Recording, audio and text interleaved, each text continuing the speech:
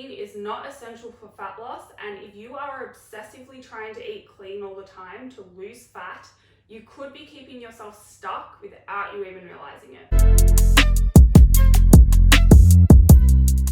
Hello, welcome back to my channel. My name is Jodie and I help you change your beliefs so you can change your body, your health, and your life. So this video, I'm going to go over the 3 main reasons that clean eating could be keeping you stuck, especially if you're skinny fat or a yo-yo dieter. I want to start by saying clean eating is not essential for fat loss, but in no way am I not saying that micronutrients and eating vegetables and eating whole foods most of the time isn't important, because it is. You should aim to eat mostly whole foods for around 80% of the food you eat, and then the other 20% can really be whatever you want, because at the end of the day, it is possible to lose fat without having to always eat clean. And if you are trying so hard to always eat clean, you might be missing out on some other really important factors that are actually more important for fat loss. So the first one of those factors that is the most important thing for fat loss, well, I would say the second most important thing actually, is calories. So at the end of the day, if you want to lose fat, you need to be in a calorie deficit.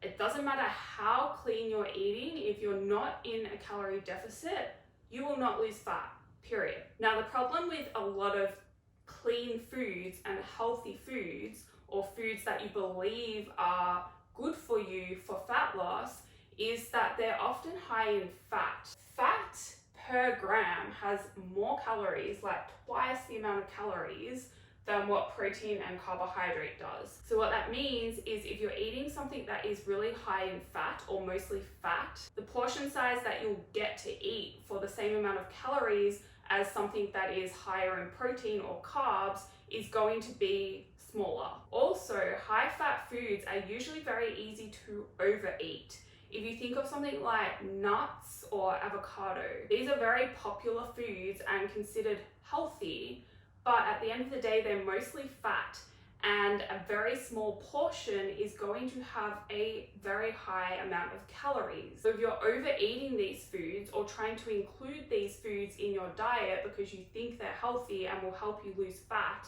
you're wrong. They could be contributing to keeping you fat or maybe even making you gain fat. That isn't to say they don't have health benefits and fat isn't important, because it is important for your body. In fact, it's essential for your body, but you really need to be mindful of the portion size of the foods that you're eating if they're high in fat, but also if they're high in carbs and protein. It's just fats in particular, especially the ones that are classified as healthy and clean, they're not actually helping you lose fat potentially. So you need to make sure you're eating in a calorie deficit. I'm going to link an article that I've written in the description box that will help you work out what is a calorie deficit for you for fat loss. Or I encourage you to download my free guide, which I'll also put in the description box, and that is a fat loss guide. So whether you're skinny fat, dealing with stubborn fat, or a yo-yo dieter, that's going to help you know how many calories you need to eat for your situation. So again, I'm not saying healthy foods or whole foods are bad for you or you shouldn't try to include a lot of them in your diet. I'm just saying if you're trying so hard to just include those foods but not paying attention to eating in a calorie deficit, you could be keeping yourself stuck, because unless you're in a calorie deficit, you're not going to lose fat. So the next reason that clean eating could be keeping you stuck without you even realizing it is to do with muscle. So this comes down really to a few things. First of all, there's a difference between weight loss and fat loss. If you want to lose weight, eating in a calorie deficit will help with that. But if you want to lose fat and keep your muscle and actually look better and improve your health and improve your body composition, then it's going to be important to try and drive your weight loss towards fat loss, because losing weight could mean you're losing muscle, water, or fat. Fat loss, on the other hand, is where you lose fat. So you really want to try and make sure you are losing fat by eating in a calorie deficit, and the way you do that has nothing to do with what you're eating. It doesn't matter how clean you're eating. What really matters is that you're doing some form of weight training and also hitting your protein intake. So this is why calories are really important, but then also your macronutrient targets are important, because you want to make sure you're getting enough protein in your diet to help either retain or build new muscle tissue. If you don't pay attention to protein and weight training and trying to build or retain muscle, what's going to happen is you're just going to become a smaller version of what you are now, which means if you are overweight, you're going to end up skinny fat. And if you're already skinny fat, you're going to end up either super skinny, like sick looking, or just stay skinny fat really. Clean eating could be keeping you stuck by distracting you from the fact that you really need to pay attention to calories, and then also building some muscle so that you actually get the body that you really want. Because I'm sure that you don't want a skinny fat body or a super skinny body. You want one that looks lean and firm and tight and has curves in the right places, right? So the third reason clean eating could be keeping you stuck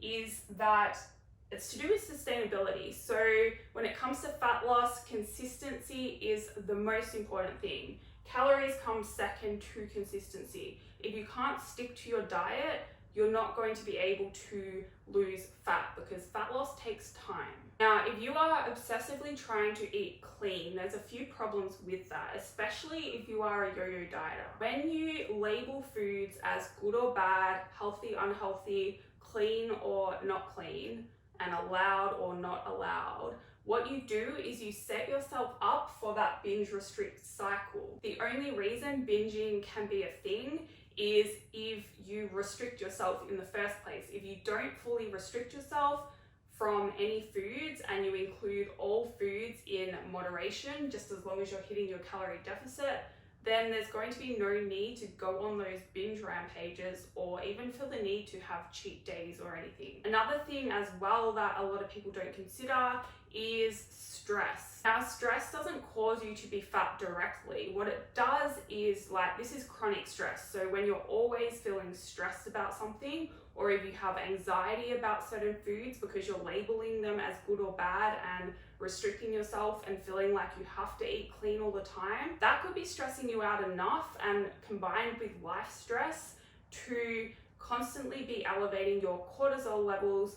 And cortisol has been shown to increase the urge to eat and also increase your desire for comfort foods. So foods that are generally higher in fat, higher in sugar, and what that does is sugar temporarily lowers cortisol. So you feel better, and then you get stuck in this stress and binge eating cycle almost. Like, you stress eat, right? You get stressed, cortisol goes up, then you end up not being able to resist certain foods that are high in fat, high in sugar. You have the food, usually too much of it, and that makes you feel better, so you keep doing that each time you get stressed, and as a result, you're not hitting that calorie deficit and you're staying stuck in your current body. Now, the other problem with clean eating comes down to weekends and eating out and having a social life. If you're someone that always ends up cheating on the weekend or going over because you go out or you go to a party and you just say, screw my diet for this week, I'm going to get back onto it next week, and go really hard Monday to Friday, but then always end up going over on the weekends, you're stuck in another cycle again. What the weekends end up doing is taking you out of that calorie deficit for the week. So you're not actually in a calorie deficit, even if you're trying really hard Monday to Friday to eat clean and healthy.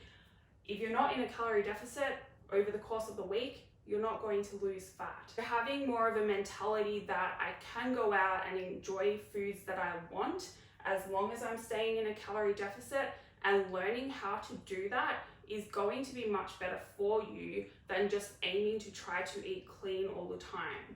Especially because a lot of the foods that you think are clean, again, coming back to this fat thing, when you go out and you eat, and even if you order something that you think is really healthy and clean, often it's cooked in a lot of oil, or often it's full of nuts and seeds and avocado and foods high in fat to make it taste good.